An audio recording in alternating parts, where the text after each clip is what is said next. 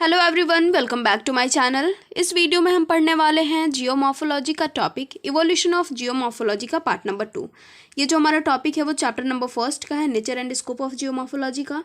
तो पिछले वीडियो में हमने देखा था मॉडर्न एज तक हम पढ़ चुके थे इवोल्यूशन जो हमारा जियोमॉर्फोलॉजी का था। तो मॉडर्न एज में हमारे क्या इवोल्यूशन हुए थे उसमें हमने थोड़ा सा पढ़ा था और बाकी का हमारा पूरा पढ़ना बाकी था। ठीक है, तो चलिए स्टार्ट करते हैं। अगर आपने पहले वाली वीडियोज़ नहीं देखी तो जा करके देख लो, उसके बाद ये ज़्यादा अच्छे से समझ में आएगा।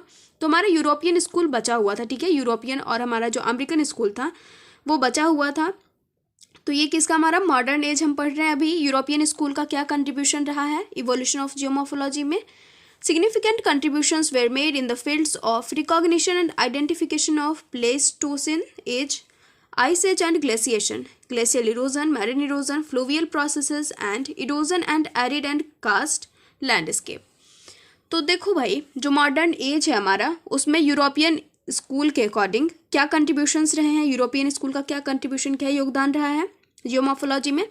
तो उसने रिकॉग्निशन आइडेंटिफिकेशन किस फील्ड में किया है, जो प्लेस्टोसिन आइस एज है, ग्लेशिएशन के फील्ड में, ग्लेशियल इरोजन, मैरीन इरोजन, इन सारे फील्ड में काम किया है। और इन सारे फील्ड में काम कब हुआ है, modern age, it means 19th century में। ठीक है, तो सबसे पहले हम इन सब का हम देख लेते हैं कि क्या डिफिनेशन है, तो ज़्यादा अच्छे से समझ में आएगा क्योंकि आगे भी ये सब दिया ही हुआ है। ठीक है, तो देखो प्लेस्टोसिन एज क्या होता है। Typically defined as the time period that began about 2.6 million years ago and lasted until about 11,700 years ago। तो ये हमारा टाइम पीरियड कब का है, ये जो टाइम पीरियड स्टार्ट हुआ है approx 2.6 million years ago start हुआ था। मुझे याद नहीं है यहाँ पे 2.8 है या फिर 2.6 है, तो अगर ये गलत हो तो थोड़ा सा इस पर ध्यान दीजिएगा। 2.8 भी हो सकता है, मुझे याद नहीं है अच्छे से। तो ये 2.6 मिलियन ईयर्स अगो स्टार्ट हुआ था और ख़त्म कब हुआ था प्लेस्टोसिन एज हमारा, 11,700 ईयर्स अगो पहले। ठीक है, और ये कौन सा टाइम है, a time during which extensive ice sheets and glaciers form repeatedly on the land masses. ये उस टाइम पीरियड की बात हो रही है। ये टाइम पीरियड किसको कहा जाता है, जिस टाइम में बहुत सारे आइस शीट्स बन रही थी, जो ग्लेशियर्स थे वो फॉर्म्ड हो रहे थे हमारे अर्थ पे। ठीक है, तो उस एज को क्या कहा जाता है, प्लेस्टोसिन आइस एज। बस इसमें ये चीज़ समझ लेना है कि इस टाइम में आइस का फॉर्मेशन बहुत ही ज़्यादा हो रहा था, ग्लेशियर्स बहुत ही ज़्यादा तेज़ी से बन रहे थे। ठीक है, तो ये हमारा हो गया प्लेस्टोसिन आइस एज। अब देखेंगे ग्लेशिएशन क्या होता है। It is the movement of an ice sheet. Ice sheet तो बन गया, जिसको हम क्या कह रहे थे, किस पीरियड में बन रहा था, प्लेस्टोसिन आइस एज में। और अब हमारे पास क्या है, ग्लेशिएशन में क्या हो रहा है, आइस शीट का मूवमेंट हो रहा है ओवर अ लैंड सरफेस। कहाँ पे, लैंड सरफेस पे, through the process of erosion, weathering, transportation and deposition. कौन से प्रोसेस से ये हमारा जो मूवमेंट हो रहा है आइस शीट का लैंड सरफेस पे वो हो रहा है, तो process of erosion, weathering, transportation and deposition. ठीक है, अब देखेंगे ग्लेशियल इरोजन क्या होता है। Glacial erosion includes the loosening of rock, sediments और सॉइल्स बाय ग्लेशियल प्रोसेस। तो जो ग्लेशियल का प्रोसेस होता है, जो मूवमेंट होता है आइस शीट का इधर से उधर, तो उसी से ये ग्लेशियल इरोजन होता है, जिसमें क्या होता है, जो रॉक्स होते हैं, जो सेडिमेंट्स और सॉइल्स होते हैं, वो एक जगह से दूसरी जगह चले जाते हैं, ट्रांसपोर्ट हो जाते हैं। ठीक है, and entrainment and subsequent transportation of this material by the ice और मेल्ट वाटर। तो एक जगह से दूसरी जगह ये सेडिमेंट्स और रॉक जाते कैसे हैं, तो या तो पानी से जाते हैं, मेल्ट वाटर से, या फिर आइस से ही चले जाते हैं। आइस के साथ ही इनका भी मूवमेंट हो जाता है, तो उसको हम क्या कहते हैं, ग्लेशियल इरोजन। आगे क्या हमारा, fluvial processes. Fluvial processes are associated with rivers and streams and the deposits and landforms created by them। ये फ्लूवियल प्रोसेस किससे एसोसिएटेड है, किससे जुड़ा हुआ है, तो रिवर्स एंड स्ट्रीम से, एंड डिपोजिट्स एंड लैंडफॉर्म्स जो कि फ्लूवियल के द्वारा क्रिएट किया जाता है। ठीक है, एसोसिएटेड किससे है, ये रिवर्स एंड स्ट्रीम से। ठीक है, अब हम आगे क्या देखेंगे, मरीन इरोजन। ये भी हमारा था। Marine erosion refers to the process and actions in the sea. Marine erosion किस चीज़ को रिफर करता है, तो जो प्रोसेस एंड एक्शंस सी में होते हैं ड्यू टू द वेव्स के वजह से जो हमारे सी में होते हैं processes, which hit the rocks and result in the breakup of soils, rocks and other forms of dissolve material and their movement from one location to the other take place due to the waves. ठीक है, तो marine erosion हमारा क्या होता है, तो सी में जो भी प्रोसेसेस होते हैं, एक्शंस होते हैं, किनकी वजह से, वेव्स की वजह से, और रिजल्ट इनका क्या होता है, तो जो भी सॉइल्स होते हैं, रॉक्स होते हैं आसपास में, वो क्या होता है, पानी में घुलते हैं और एक जगह से दूसरी जगह उनका भी क्या होता है, ट्रांसपोर्टेशन हो जाता है। और ये हो किसकी वजह से रहा है, तो सी में जो वेव्स उठते हैं, जो तूफान उठता है, उसकी वजह से हो रहा है, तो उसको हम क्या कहते हैं, मरीन इरोजन कहते हैं। ठीक है, अब क्या है, कास्ट लैंडस्केप क्या होता है। Karst is a topography formed from the dissolution of soluble rocks such as limestone, dolomite and gypsum. जो karst topography है वो एक topography है जो form कैसे होता है, तो जो soluble rocks होते हैं जैसे कि limestone, dolomite और gypsum, इनकी वजह से ये हमारा karst landscape form होता है. ठीक है. एक और है हमारा karst is a type of landscape. एक ऐसा टाइप ऑफ लैंडस्केप है जिसमें जहाँ पे क्या होता है, the dissolving of bed rock has created sink holes, sinking streams, caves, springs and other characteristic features. और यहाँ पे क्रिएट क्या होता है, कौन सी चीज़ें क्रिएट हो जाती हैं इस लैंडस्केप में, तो सिंक होल्स क्रिएट होते हैं, सिंकिंग स्ट्रीम्स, ये सारी चीज़ें क्रिएट होती हैं. ओके. आगे क्या हमारा arid landscape. Lack of moisture, dry soil, dry air, yearly precipitation is very low. Arid landscape में क्या होता है, मॉइस्चर बहुत ही ज़्यादा कमी होती है मॉइस्चर की, जो सॉइल्स होते हैं वो ड्राई होते हैं, एयर ड्राई होता है. ठीक है. तो मॉइस्चर की जब कमी होगी तो सॉइल भी ड्राई होगा, एयर भी ड्राई होगा, और जो प्रेसिपिटेशन है वो भी क्या है, बहुत ज़्यादा कम है. तो ठीक है, ये हमारा क्या हो गया, ये हमारा था यूरोपियन स्कूल में जो भी कंट्रीब्यूशन रहे हैं वो इन सारे फील्ड्स में ही थे. ठीक है. तो हम इन सारे फील्ड्स के बारे में पढ़ चुके हैं कि ये है एग्जैक्टली क्या. ये बहुत ज़्यादा डिटेल तो नहीं है लेकिन थोड़ा बहुत हमें जानकारी हो चुकी है कि ये कौन सी चीज़ें हैं और इनका मतलब क्या होता है. ठीक है. तो इनका डेफिनेशन हमारा क्लियर हो गया. अब हम उन लोगों के बारे में पढ़ेंगे जिन्होंने मतलब किसी ने इस फील्ड में अपना कंट्रीब्यूशन दिया है तो किसी ने इस फील्ड में. तो हम देखेंगे कि कौन से मतलब उनका नाम क्या था जिन्होंने इस फील्ड में अपना कंट्रीब्यूशन दिया, इस फील्ड में दिया. तो सबको हम बारी बारी से देख लेते हैं. ठीक है. तो पहले क्या हमारे sir Charles Lyell. Time period है ना 1797 to 1873 AD. Not only endorse the concept of uniformitarianism put forth but by James Hutton but also popularized the concept through his books Principle of Geology. ठीक है. तो जो concept of uniformitarianism है ये हमने पढ़ा है. ठीक है.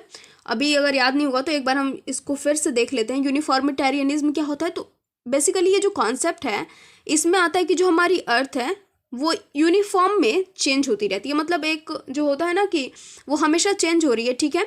तो वो हमेशा चेंज होते रहती है. और एक और चीज़ इसमें शामिल है वो ये है कि जो हमारा आज का प्रेजेंट है वही की है पास्ट का. तो यही हमारे यूनिफॉर्मिटेरियनिज्म कॉन्सेप्ट में कि जो हमारी अर्थ है वो हमेशा एक यूनिफॉर्म मैनर में चेंज होते रहती है.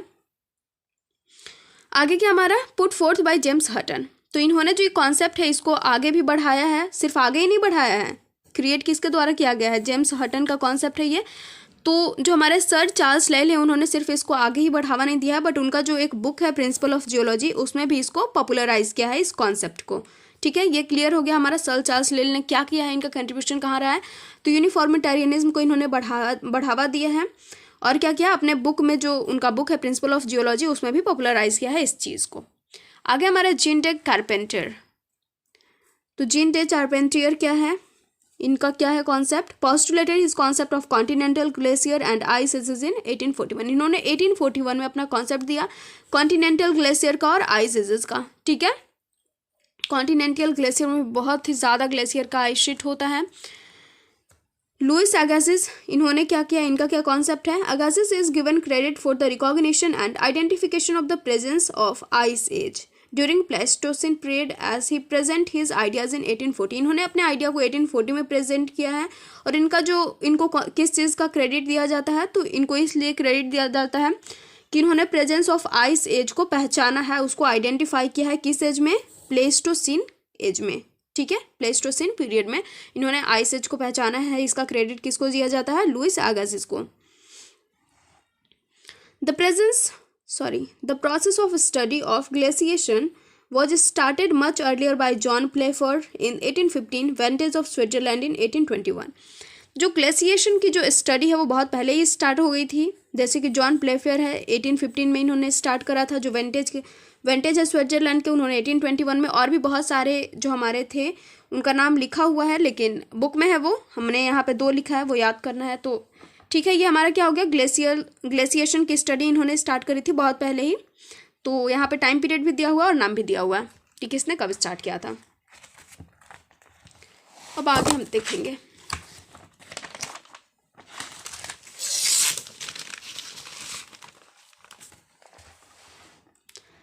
आगे क्या हमारा, इन the field of marine erosion. Marine erosion तो हमने पढ़ लिया ना, सी वेव्स के कारण होता है ये. Corrosion by sea waves was given more attention and importance. तो जो फील्ड है मरीन इरोजन का, इसमें किस चीज़ को इंपॉर्टेंस दिया जाता है, अटेंशन दिया जाता है, तो कोरेजन बाय सी वेव्स के द्वारा जो कोरेजन होता है उसको इंपॉर्टेंस ज़्यादा दिया जाता है। ठीक है। सर एंड्रयू रामसे 1814 to 1891, इन्होंने क्या किया है, present detail explanation description of marine platforms made by marine erosion. तो मरीन इरोजन के द्वारा जो भी मरीन प्लेटफॉर्म्स बनते हैं इनको इन्होंने बहुत ही ज़्यादा डिस्क्रिप्शन इनका डिटेल बताया है। ठीक है। इन वेल्स एंड SW इंग्लैंड। ठीक है। कहाँ पे, तो वेल्स कंट्री है वहाँ पे, और जो साउथ वेस्ट इंग्लैंड है वहाँ पे। ठीक है। अब आगे देखते हैं हम प्रीवियसली, पहले इन्होंने क्या किया, पहले इनका जो था मरीन एब्रेजन में ज़्यादा था इंपॉर्टेंस, इन्होंने मरीन एब्रेजन को ज़्यादा दिया था। अब ये क्या होता है मरीन एब्रेजन, तो erosion of the ocean floor bye sediment moved by the oceans, तो ओशन के थ्रू जो भी सेडिमेंट्स उसके आसपास वाले चले जाते हैं, मूव कर जाते हैं, उसी को हम कहते हैं मरीन एब्रेजन। ठीक है। और आफ्टर, बाद में क्या हुआ, लेटर क्या हुआ, he gave more importance to fluvial erosion, बाद में इन्होंने किस चीज़ को ज़्यादा इंपॉर्टेंस दिया, फ्लूवियल इरोजन को। पहले ही किस चीज़ को देते थे, मरीन एब्रेजन को, और बाद में फ्लूवियल इरोजन को। ये बात हो रही है सर एंड्रयू रामसे की। आगे हमारे कौन है, बैरन फर्डिनांड ऑन रिchthofen। ठीक है। तो ये बहुत बड़ा नाम है इनका, इन्होंने कहाँ पे कंट्रीब्यूशन योगदान दिया अपना, made significant contribution in the field of marine erosion, marine erosion में इनका बहुत ज़्यादा कंट्रीब्यूशन है। ठीक है। GC ग्रीनवुड, ये एक ब्रिटिश जियोलॉजिस्ट हैं, इनका सिग्निफिकेंट कंट्रीब्यूशन कहाँ पे है, फील्ड ऑफ सबैरियल इरोजन। ठीक है। सबैरियल इरोजन में इनका कंट्रीब्यूशन है। देखो सबका क्या है कंट्रीब्यूशन, हमने यहाँ पे लिखा हुआ है कि कौन से जो हमारे हैं जिनका कंट्रीब्यूशन मरीन इरोजन में है, जिनका सबैरियल इरोजन में, तो सबका नाम लिखा हुआ है। ठीक है। कोई जियोलॉजिस्ट हैं। आगे क्या हमारे Zouks divided reverse into 2 categories. अब इन्होंने क्या किया, तो रिवर्स को 2 कैटेगरी में बांटा है। पहला क्या है, transverse streams which flows across the geological structures, और दूसरा क्या है, longitudinal streams which follow the direction of strikes of the rock beds और follow parallel to the geological structures. ठीक है। तो ये दोनों किसके द्वारा दिया हुआ है, जुक्स ने नदी को 2 पार्ट में डिवाइड किया है, इस तरह से 2 कैटेगरीज में। ठीक है। अब क्या हमारे पास अमेरिकन स्कूल, तो अब हमारा ख़त्म हो गया जो भी हम अभी बारे में पढ़ रहे थे, जिन भी लोगों के बारे में हमने पढ़ा, जिन भी जियोलॉजिस्ट के बारे में भी पढ़ा, वो कहाँ से रिलेट करते हैं, तो वो थे हमारे यूरोपियन स्कूल के। और अब क्या हमारा American school. American school is credited for making maximum contribution in the field of geomorphology, बहुत ही ज़्यादा मैक्सिमम कंट्रीब्यूशन रहा है जियोमॉर्फोलॉजी में अमेरिकन स्कूल का। In fact the last 2 decades of 19th and first 2 decades of 20th century as considered at golden age. जो हमारा 2 decades है, पहला क्या है 19th सेंचुरी, और दूसरा जो फर्स्ट 2 डिकेड्स है 20th सेंचुरी का, उसको हम क्या मानते हैं, गोल्डन एज भी माना जाता है। Not only of American geomorphology but also of the world geomorphology. और ये गोल्डन एज सिर्फ अमेरिकन जियोमॉर्फोलॉजी में नहीं माना जाता है, बल्कि जो पूरे वर्ल्ड की जियोमॉर्फोलॉजी है उसमें माना जाता है। क्यों, देखो टाइम पीरियड लिखा हुआ है यहाँ पे, last 2 decades of 19th century और 2 डिकेड्स ऑफ 20th सेंचुरी का, इतना टाइम पीरियड के बीच में गोल्डन एज माना जाता था, सिर्फ अमेरिकन जियोमॉर्फोलॉजी में नहीं बल्कि पूरे वर्ल्ड की जियोमॉर्फोलॉजी में। क्यों, it was this period when for the first time general theory of landscape development was propounded by WM Davis and the land form analyse attend to its final shape. ठीक है। तो क्यों माना जाता था भाई गोल्डन एज, क्योंकि इसी टाइम में यही वो टाइम था जिसमें first time general theory landscape development के बारे में दिया गया था। किसने दिया था, ये WM डेविस ने। ठीक है। और जो हमारा लैंड फॉर्म था इसका फाइनल शेप आया था। तो क्या था, किस लिए ये गोल्डन एज माना गया था, क्योंकि इस टाइम में WM डेविस ने एक थ्योरी दी थी जिसमें कि बहुत ही ज़्यादा लैंडस्केप का डेवलपमेंट के बारे में है, और जो लैंड फॉर्म है हमारा वो फाइनल शेप में आता है। ठीक है। आगे हमारे मेजर JW पॉवेल, इन्होंने क्या किया है, a major in American army suggested geological structure as a basis for the classification of land forms. Classification of land forms के बेसिस पे इन्होंने क्या किया है, जियोलॉजिकल स्ट्रक्चर को सजेस्ट किया है।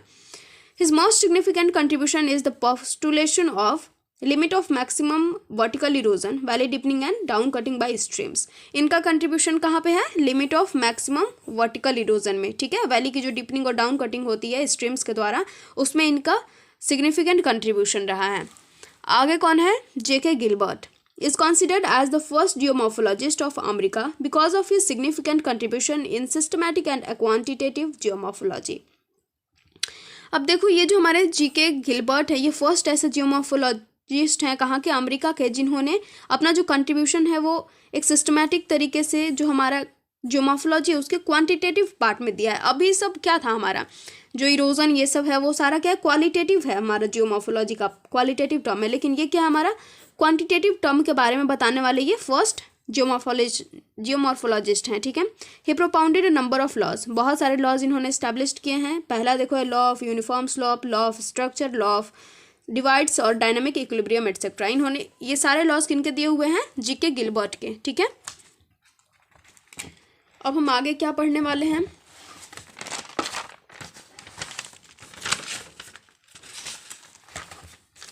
आगे हमारा CF गुटन। CF गुटन क्या है, was the first geoscientist to use the term isostasy to denote equilibrium condition of upstanding and downstanding land masses of Earth's surface। ये फर्स्ट जियो साइंटिस्ट हैं जिन्होंने आइसोस्टैसी टर्म का यूज़ किया किस चीज़ के लिए, to denote equilibrium condition of, जो हमारा क्रस्ट और मेंटल है उसके बीच में इक्विलिब्रियम डिनोट करने के लिए इन्होंने आइसोस्टैसी टर्म का यूज़ किया था। यूज़ करने वाले फर्स्ट जियो साइंटिस्ट है कौन, CF डटन। ठीक है, during his study of Colorado plateau and Grand Canyon of the Colorado River, he opined that the present canyon was the result of long continued period of fluvial erosion, to which he assigned the term of the period of great denudation। तो जब इन्होंने Colorado plateau और grand Canon of Colorado river को study किया उसके बाद ये बताते हैं कि जो आज का जो कैनोन है वो किस चीज़ का दिया हुआ है, वो रिजल्ट है जो कंटिन्यू पीरियड था फ्लूवियल इरोजन का, जिस टाइम में फ्लूवियल इरोजन कंटिन्यू हुआ उसका दिया हुआ है आज का कैनोन। और उन्होंने इस पीरियड को, जिस टाइम में फ्लूवियल इरोजन चल रहा था, उस पीरियड को पीरियड ऑफ ग्रेट डिनोडेशन भी कहा है। ठीक है, आगे हमारे WM डेविस। ठीक है, was a professor of physical geography at the Harvard University. ये हार्वर्ड यूनिवर्सिटी के प्रोफेसर हैं फिजिकल जियोग्राफी के। He is considered to be the patron of the science of geomorphology because of his significant contribution in different fields of geomorphology and for giving new direction to landform study। तो इनको क्या माना जाता है, patron, guardian of science of geomorphology. ठीक है, इन्हीं का दिया हुआ हम पहले पढ़ रहे थे। जो WM डेविस है उनके जो भी कॉन्सेप्ट्स है वो बहुत ज़्यादा माने गए हैं अमेरिकन स्कूल में। तो क्या इन्होंने क्या किया है, जो जियोमॉर्फोलॉजी उसके डिफरेंट फील्ड्स में अपना कंट्रीब्यूशन दिया है, नया डायरेक्शन दिया है लैंडफॉर्म की स्टडी को। American school of geomorphology was recognised as Davisian school of geomorphology. इनके नाम से भी जाना जाता है, जो अमेरिकन स्कूल है उसको डेविजियन स्कूल ऑफ जियोमॉर्फोलॉजी के नाम से भी जाना जाता है। He is credited for the postulation of first general theory of landscape development which is synthesize of his 3 major concept. ठीक है, अब इनकी जो फर्स्ट जनरल थ्योरी है लैंडस्केप की, उसके लिए भी इनको क्रेडिट दिया जाता है। लैंडस्केप डेवलपमेंट की जो थ्योरी है उसमें अब 3 मेजर कॉन्सेप्ट्स क्या हैं, 3 मेजर कॉन्सेप्ट्स में ये सिंथेसाइज हुआ है। तो पहला है complete cycle of river life, दूसरा है जियोमॉर्फिकल साइकिल और तीसरा है स्लोप इवोल्यूशन। ठीक है, ये 3 मेजर कॉन्सेप्ट्स हैं जनरल थ्योरी के। आगे आगे हमारा मॉडर्न इज 20th सेंचुरी का। ठीक है, अब हम 19th सेंचुरी हमारा ख़त्म हो गया। 19th सेंचुरी में हमने देखा कौन कौन सी चीज़ें थी हमारी, तो जो ग्लेशियल हमारा एज था, जो ग्लेशियल प्रोसेस था और जो आइस एज था, मैरिन इरोजन था, ये सारा चीज़ हमारा क्लियर हुआ है किसमें, मॉडर्न एज। लेकिन 19th सेंचुरी में, 20th सेंचुरी नहीं था वो। और 19th सेंचुरी में हमारा अमेरिकन स्कूल और यूरोपियन स्कूल का भी हमने पढ़ लिया। ठीक है, अब हम 20th सेंचुरी का जो फर्स्ट हाफ है उसके बारे में पढ़ें कि उसमें क्या क्या हुआ था। The beginning of 20th century was heralded by methodological revolution geomorphological studies brought in by W.M. Davis and his followers at home USA and abroad W. Pink in Germany। ठीक है, तो जब बिगनिंग हुआ 20th सेंचुरी का तो इसमें बहुत सारे रिवोल्यूशंस आए जो W.M. डेविस के दिया हुआ, इनके द्वारा जो दिया हुआ जो भी कॉन्सेप्ट्स था और उनके जो फॉलोअर्स थे वो सारे उसको फॉलो करते थे। ठीक है, और देखो जो रिवोल्यूशन आया जियोमॉर्फोलॉजिकल स्टडीज़ में वो सिर्फ USA में ही नहीं आया, जो अमेरिका में ही नहीं आया उनके द्वारा और उनके फॉलोअर्स के द्वारा, बल्कि अब्रॉड में भी आया। अब्रॉड का एक नाम दिया हुआ है W. पिंक, जो कि जर्मनी में थे, वहाँ भी रिवोल्यूशन आया। किस मैटर में, तो जियोमॉर्फोलॉजिकल स्टडीज़ वाले मैटर में। ठीक है, his classical model of geomorphical cycle propounded in 1899। उनका जो क्लासिकल मॉडल था जियोमॉर्फिकल साइकिल का वो कब इस्टेब्लिश्ड हुआ था, 1899 में, and defined by his as a period of time during which an uplifted land mass undergoes its transformation by the process of land sculpture ending into a low featureless plain. तो इसमें उन्होंने क्या बताया था कि जो भी हमारी लैंड मासेस हैं, जो अपलिफ्टेड हैं, जो खड़े हैं लैंड मासेस, उनका क्या होता है, ट्रांसफॉर्मेशन हो जाता है। जो भी स्कल्पचर्स होते हैं उनका ट्रांसफॉर्मेशन हो जाता है एक फीचरलेस प्लेन प्लेन में, ठीक है, लो फीचरलेस प्लेन में। Dominated the geomorphological investigation all over the world throughout the first half the 20th century. 20th century के फर्स्ट हाफ में ये जो चीज़ थी वो पूरे वर्ल्ड में मतलब छाई रही, उसका जो इन्वेस्टिगेशन था इसको साथ में लेकर के चलता रहा। Davis also identified 3 basic factors which control the evolution of landforms। इन्होंने 3 basic factors भी लाया है जो कि evolution of landforms को कंट्रोल करता है। तो क्या है, देखो ये हमने जो हमारा फर्स्ट वीडियो था नेचर एंड स्कोप उसमें हमने ये पढ़ा था, और जो हमारा इससे जो हमारा निकल करके एक फॉर्मूला आता है उसको भी हमने देख लिया था। Landscape is a function of structure, process and time. ये किसका दिया हुआ है? डेविस का दिया हुआ है, जिसको कि ट्राइयो ऑफ डेविस भी बोला जाता है। ओके, आगे क्या हमारा His concept of geographical cycle was later on applied with all other processes by Davis and his followers। तो इनका जो कॉन्सेप्ट था जियोग्राफिकल साइकिल का वो उनके द्वारा भी अप्लाइड किया गया और उनके फॉलोअर्स के द्वारा भी। किस चीज़ पे? जो भी अदर प्रोसेस थे, अदर प्रोसेसेस मतलब लाइक क्या हो गया example, arid cycle of erosion, glacial cycle of erosion, marine cycle of erosion, karst cycle of erosion, इन सब में भी उनका जो भी उनका कॉन्सेप्ट था वो अप्लाई हुआ है इन सारे प्रोसेसेस में भी, उनके द्वारा भी और उनके फॉलोअर्स के द्वारा भी, ठीक है।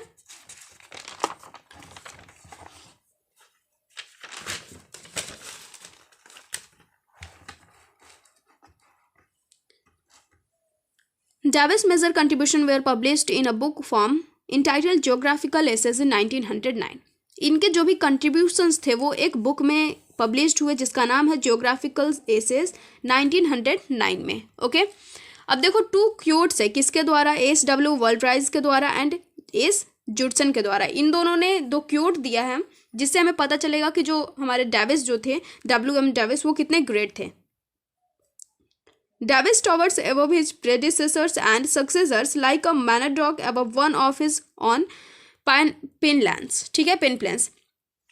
तो उन्होंने डेविस को कैसा बताया है? एक टावर की तरह बताया है, जो कि अपने प्रेडेसर्स एंड सक्सेसर्स, उनके जो पूर्वज थे और उनके जो आने वाले सक्सेसर्स हैं उनके बीच के वो क्या है, एक ऐसे टावर है। टावर मतलब कि देखो ऐसे चल रहा है, ठीक है, ऐसे उनके प्रेडेसर्स चलते गए और ये सक्सेसर्स की बारी है, लेकिन ये क्या है, ऐसे टावर की तरह है जिनको सब लोग जानते हैं, ठीक है, लाइक अ मोनाडॉक।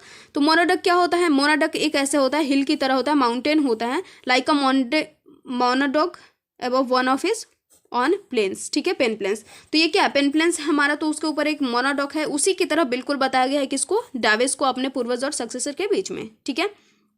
ये किसने बताया है? S.W. वॉल्ट्राइज में। His grasp of time, space and change, his command of detail and his ability to order his information and frame his arguments remind us again that we are in the presence of a Gantt। तो जो उनका जो time वो करने का तरीका है, space और चेंज, इन सारी चीज़ों को याद रखने का जो तरीका है, इन सबको कमांड करने का, जो इसके डिटेल है उसको कमांड करके रखने का, उसका जो इन्फॉर्मेशन है उसको एक ऑर्डर तरीके से रखने का तरीका जो है, वो सारा चीज़ हमें क्या याद कराता है? ये हमें रिमाइंड कराता है कि जो हम क्या है, एक गैंट के प्रेजेंस के बीच में है, ठीक है, मतलब एक महान इंसान के जो प्रेजेंस है उनके बीच में है अभी भी हम। ये किसके द्वारा लिखा हुआ है? शेल्डन जॉर्डसन के द्वारा, ठीक है। During first half of 20th century, European school of geomorphology, British geomorphologists made their independent identity and there emerged an entirely different school of geomorphology, which laid emphasis on the chronological study of landscape development in historical perspective, better known as denudation chronology, ठीक है। देखो सबसे पहले हम क्या देखेंगे इसमें कि हम यहाँ देख रहे हैं यूरोपियन स्कूल के बारे में, ठीक है। यूरोपियन स्कूल और अमेरिकन स्कूल 2 स्कूल था हमारा। तो जो WM डेविस थे वो कहाँ से थे? वो अमेरिकन स्कूल से थे। और यूरोपियन स्कूल में यहाँ पे हमें क्या देखने के लिए मिल रहा है? First half of 20th century में जो ब्रिटिश जियोमॉर्फोलॉजिस्ट थे उन्होंने अपना एक इंडिपेंडेंट आइडेंटिटी बनाया और एक डिफरेंट स्कूल ऑफ जियोमॉर्फोलॉजी बनाया, ठीक है, इमर्ज्ड किया, which laid emphasis on chronological study. जो किसके बेसिस पे था? क्रोनोलॉजिकल स्टडी के बेसिस पे, मतलब इस पे टाइम पीरियड कब हुआ, कोई भी चीज़ कब हुआ, उसमें वो सीरीज इसमें ज़्यादा था, ठीक है। Of landscape development in historical perspective, better known as denudation chronology, और जिसको डेनुडेशन क्रोनोलॉजी के नाम से भी जाना गया, ठीक है। आगे क्या हमारा? The Davisian model of geographical cycle made with strong criticism by German geo scientist. तो अब जर्मनी के जो जियो साइंटिस्ट थे उनके द्वारा बहुत ही ज़्यादा क्रिटिसिज्म देखना पड़ा किसको? डेविशियन मॉडल को, जो जनरल थ्योरी थी डेविशियन की दी हुई, उसको बहुत सारी चीज़ें फेस करनी पड़ी, क्रिटिसिज्म फेस करना पड़ा। अब देखो उसमें क्या क्या आता है। The German critics of Davidian model of cycle of erosion fall in two categories. अब 2 कैटेगरीज में हो रहे थे क्रिटिसिज्म, ठीक है। पहला क्या था, opponents pleaded for outright rejection of cyclic concept. जो उनका साइक्लिक कॉन्सेप्ट था उसको सब लोग क्या चाहते थे कि उसको रिजेक्ट कर दिया जाए, ठीक है।